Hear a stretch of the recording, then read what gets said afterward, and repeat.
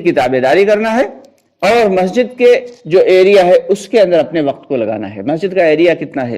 وہ علاقہ جس کے اندر نماز پڑھی جاتی، جیسے کہ وضو خانہ ہے، یا جیسے کہ جہاں پہ شوز اتارے جاتے ہیں، چپل جوتے اتارے جاتے ہیں، وہ علاقہ مسجد کی شرعی حد سے خارج ہے۔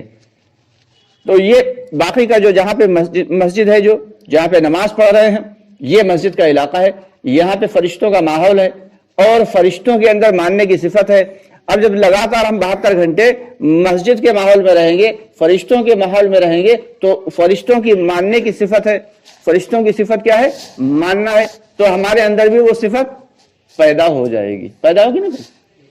تو اسی لیے اللہ کے راستے میں یہ 72 گھنٹے جو ہے پورے لگانا ہے، اس میں سے 71 نہیں کرنا ہے، بلکہ 72 کے 74 کر دینا ہے۔ ابھی بیچ میں جو ہماری جماعتیں جاتی تھی، یہ قربانی تھوڑی سی اگر ہم بڑھا دیں گے تو پھر اللہ کی جانب سے ہدایت کے فیصلے آئیں گے کہ اللہ چاہتے ہیں کہ قربانی پہ قربانی، یعنی محنت پہ محنت، جد و جہد پہ تھوڑی سی اور بڑھا کے جد و جہد کریں۔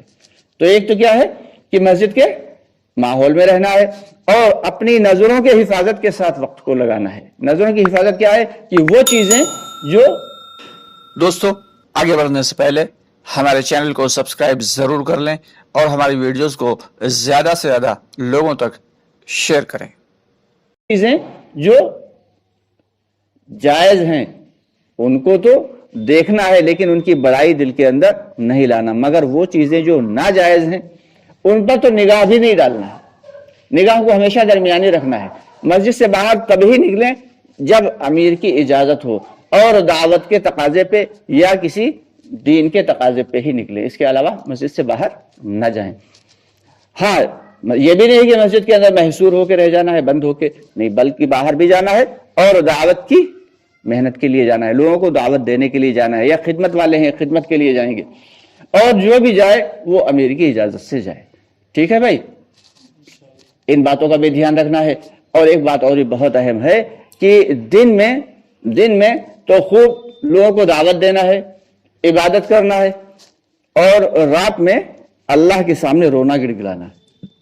دعوت کی اور اللہ کے راستے میں نکلنے کے بعد سب سے اہم چیز یہی ہے کہ جو اللہ سے ایسے رونا ہے، ایسے اللہ کے سامنے ایسے گڑگڑانا ہے کہ اپنی بات کو منوا لینا ہے۔ ایک بچہ جو ہوتا ہے، ماں چاہ رہی ہے کہ اسے یہ چیز نہ دی جائے، لیکن وہ اتنا چلاتا ہے، وہ ایسے ہاتھ پاؤں پٹکتا ہے کہ کتنی مہنگی چیز ہے، وہ بچہ مانگ رہا ہے کہ مجھے چاہیے ہے، تو بالآخر اسے پکڑا ہی دیتی، لے اچھا پکڑ چل چاپ۔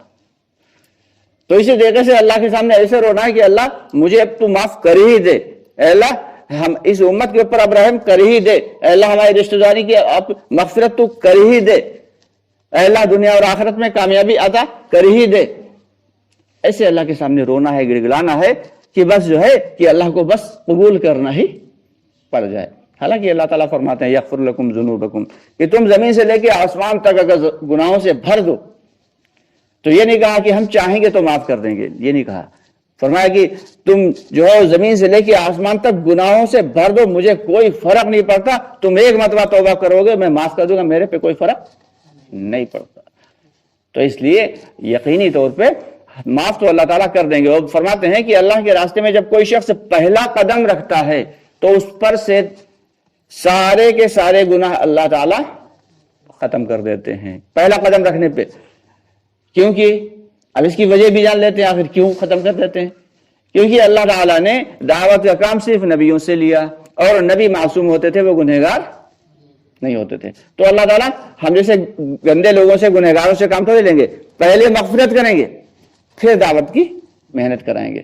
تو یہاں تک کہ مچھر کے پر کے برابر بھی گناہ باقی کیوں نہیں آ رہے، مچھر کے پر کے برابر بھی گناہ باقی نہیں رہتا، ابھی اللہ کے راستے میں پہلا قدم رکھا۔ تو اس لیے سب ماشاءاللہ نکل کے آئے ہیں، بڑے ہی قیمتی ساتھی ہیں۔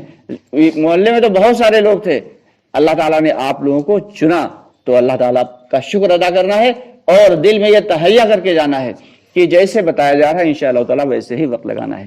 کچھ اہم باتیں ہیں جن پر خاص عمل کرنا ہے، جیسے کہ 3 کام ہیں جن میں اپنے وقت کو زیادہ سے زیادہ لگانا ہے۔ سب سے زیادہ وقت کہاں لگانا ہے؟ دعوت میں لگانا ہے، لوگوں کو اللہ کی بڑائی بتا کے اللہ کے گھر تک لانا ہے، ٹھیک ہے۔ اور دوسرے کیا ہے؟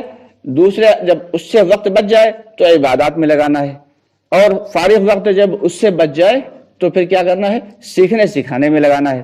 یہ 3 کام جو ہیں یہ ضروری ہیں.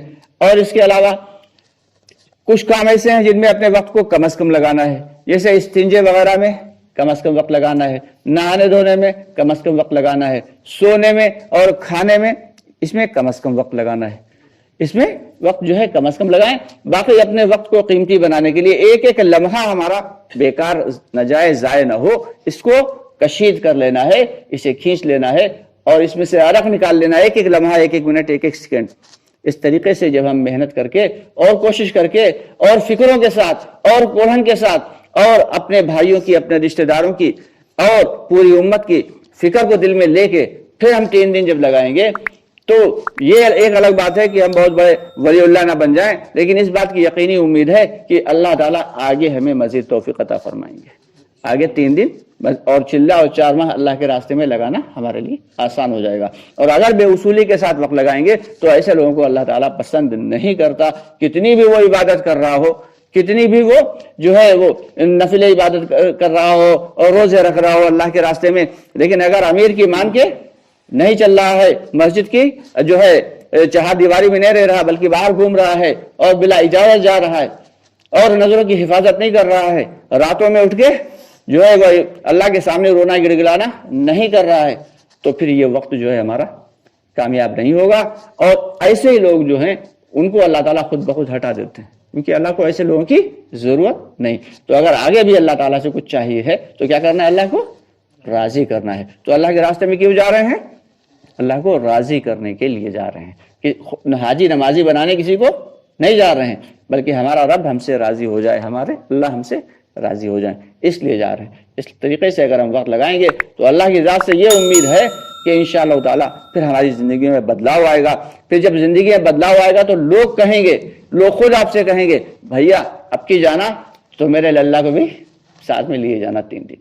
اور اگر ہماری زندگی میں بدلاؤ نہیں آیا تو پھر کیا ہوئے گا کہ کتنے بھی ہم چلے اور 4 ماہ لگا لیں، لوگ کہیں گے ارے فلانے کا لڑکا دیکھو لگا کے آیا تھا بگڑ گیا، چلو لڑکے کو وہاں نہیں بھیجتے ہیں. تو کیا ہے؟ ہم روڑا بن گئے. تو ہمیں روڑا نہیں بننا ہے بلکہ ہمیں بن کے دکھانا ہے کہ ہم اللہ کے نیک بندے بن کے دکھائیں گے. اللہ تعالیٰ ہم سب کو کہنے سننے سے زیادہ عمل کی توفیق عطا فرمائے. ٹھیک ہے.